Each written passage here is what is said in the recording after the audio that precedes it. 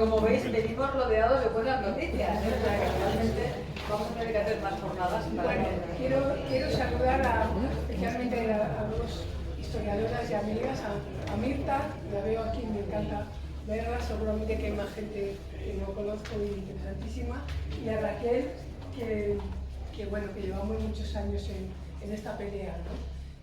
En esta pelea de recuperar la memoria, de reclamar justicia y de poner a las mujeres en el lugar que les corresponde también en la memoria. No sé qué me ha pasado en esta caminata del coche aquí, pero espero que me digáis bien. El Patronato de Protección a la Mujer no es... No, esta. ¿La quieres presentar? No, no es una cuestión baladí, ni una pequeña represión contra las mujeres, ni una institución accesoria, ¿no? Lo alucinante es lo que ha tardado el patronato en aparecer a la luz pública como un instrumento de represión contra las mujeres. Eso tiene que ver también con el terror que impuso el franquismo y con el machismo y la misoginia que impuso y que hizo carne en nuestra sociedad y que hemos heredado. Hemos heredado en muchos terrenos y también en el terreno de considerar y de poder ver, estar en condiciones de ver la represión contra las mujeres. La historia del patronato es una historia de terror, es una historia, las historias del terror son catárticas y esta lo es, y espero que en esa medida también el hecho de que nos empeñemos en conocerla, en contarla y en comunicarla, pues pueda ser sanadora para todos, ¿no?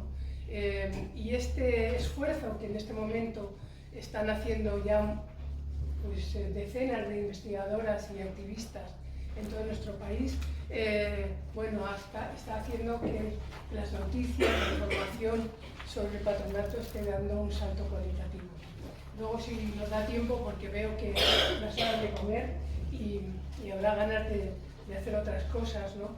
Pero fijaros que cuando yo empecé a investigar y a trabajar sobre la memoria de las mujeres y de la represión, me llamó la atención que en 1977 leí una noticia que del 77, la periodista Rosa María Pereda contaba que en las cárceles, cuando estaba hablando de la amnistía, en las cárceles españolas había 350 mujeres, ¿no? Frente a 9.000 varones que estaban detenidos en las cárceles españolas. Me llamó la atención, dije, pero ¿dónde están las mujeres, no? ¿Dónde está la persecución de las mujeres? ¿Cómo acreditamos que las mujeres han sido perseguidas? Y era muy difícil encontrar dónde estaban las mujeres, ¿no? Pues resulta que las mujeres estaban perseguidas desde su adolescencia y encerradas en lo que se llamó el Patronato de Protección a la Mujer. Una institución que nació en 1941 y que perduró, se disolvió, desapareció de la legislación, lo hizo desaparecer, luego ya veremos que en cierto modo perduró hasta 1985. Quiero señalar aquí que no es posible la historia del patronato sin considerar que el fascismo, como decía Eulalia, que caracterizó a la dictadura, fue un fascismo particular porque fue nacionalcatolicismo.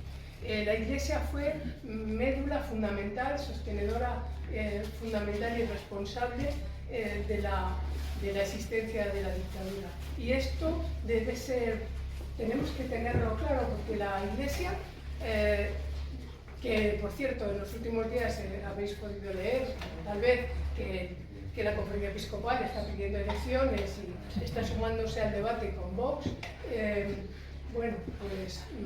sigue en esa posición, ¿no? No defendiendo en realidad la democracia, sino del lado por el Estado, el Estado español, ¿no? La Iglesia tiene unas prebendas que no tienen otras iglesias y que desde luego no tiene la legitimidad en nuestro país. Quería señalar que la existencia del patronato nace y es heredera de toda una corriente que viene medievo, ¿no? Y que en el siglo XVII, en el siglo XVIII, hasta el XIX, que es las casas de recogidas y las casas de galeras para mujeres. Para las mujeres arrepentidas, aquellas que van ellas mismas, o las prostitutas, siempre delincuentes, que son recogidas en esas casas de galeras. Ya imagináis, ¿no? Las galeras eran la pena para los varones, ¿no? Y así se llaman también la pena para las mujeres. Quería señalar que este hilo que está en manos de la Iglesia Católica continúa, solamente tiene un pequeño espacio, bueno, ya sabemos, en la Segunda República, en la que las mujeres recuperan derechos y la Iglesia es apartada, en cierto modo, de algunos lugares prominentes del Estado y de la sociedad, pero eso da una vuelta sobre sí misma y vuelve así en los momentos en los que la dictadura toma posesión. Y eso no es solo en el 39, en muchos lugares, como hemos visto, la dictadura empieza mucho antes, ¿no? Que esto es importante porque a veces cuando terminó la guerra, como soy alicantina, yo creía que la dictadura había empezado el 1 de abril del 39, ¿no? Pero no es verdad, la guerra y la dictadura empezó en medio país mucho antes. Y es importante señalarlo, ¿no? Porque también las represiones, las matanzas, empezaron antes, ¿no? Carmen Guillén ha sido una joven investigadora que en los últimos años se empeñó en profundizar en el asunto del patronato, ¿no? Y bueno, herederas de algunas investigadoras, como desde Asunta Roura o nuestra amiga Mirta Núñez, que lleva muchos años también trabajando en esta materia, ¿no? En el 41 ponen en marcha esta institución que nace para perseguir en realidad, dicen, a las mujeres caídas o en riesgo de caer.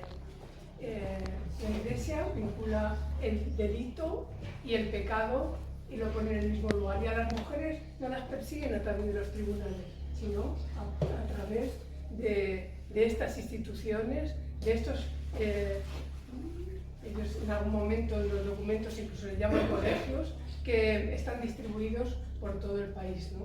En el 41, además, pusieron en marcha hasta, creo que son 8 prisiones especiales para prostitutas.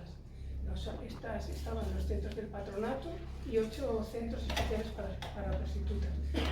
Prostitutas que en un momento, me imagino que hasta el 56, este empeño del patronato de perseguir a la prostitución es la prostitución callejera, en realidad. Las mujeres que después de acabada la guerra se ven con la única arma y la única herramienta que tienen para salir del hambre es su propio cuerpo. Estas mujeres que no ejercen la prostitución en los burdeles son las que son perseguidas, ¿no? Porque la prostitución es legal hasta el 56, que dice el franquismo que la abolió.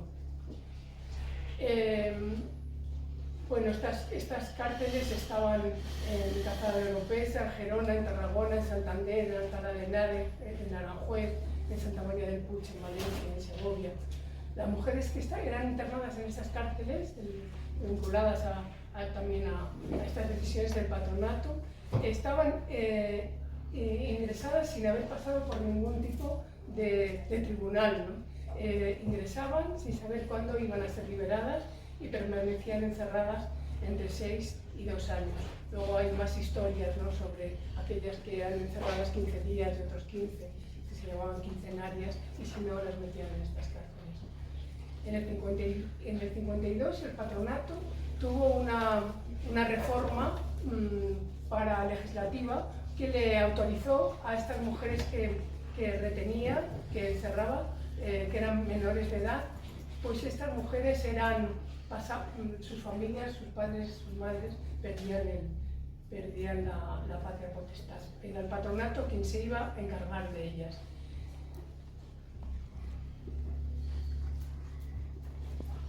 Voy a pasar un poquito.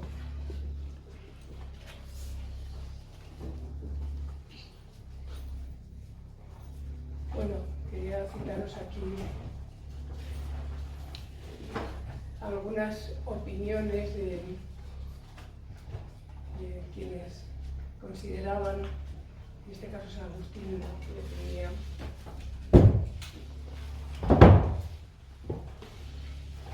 si se quiere sacar a una prostituta de su esclavitud, no hay que pensar en general en devolverla directamente a la vida social. Es una gran enferma física, psíquica y moral. Todo en ella se ha sacrificado y matado. Vive fuera de toda familia natural y adoptiva, fuera del orden social. Su incorporación a la sociedad solo es posible a través de una casa de rehabilitación. Así informaba el patronato en 1965. Imaginaros que el patronato funcionó desde el 41 hasta el 65. Hay algunas investigadoras como Carmen Guillén que cuando terminó su tesis, con los datos que se tienen, que se han podido reunir, porque la información está muy dispersa y en muchas ocasiones las propias monjas no dan acceso a los archivos, ¿no? Se hablaba de 900 centros. Ahora ya se puede hablar de más de 2.000 centros para meter, encerrar a las jóvenes caídas o a las jóvenes en riesgo de caer, que no son pocos. El centro tenía edificios propios, pero también tenía centros colaboradores. Y estos centros estaban regidos sobre todo, la mayoría de ellos, por las mujeres, las monjas cruzadas evangélicas.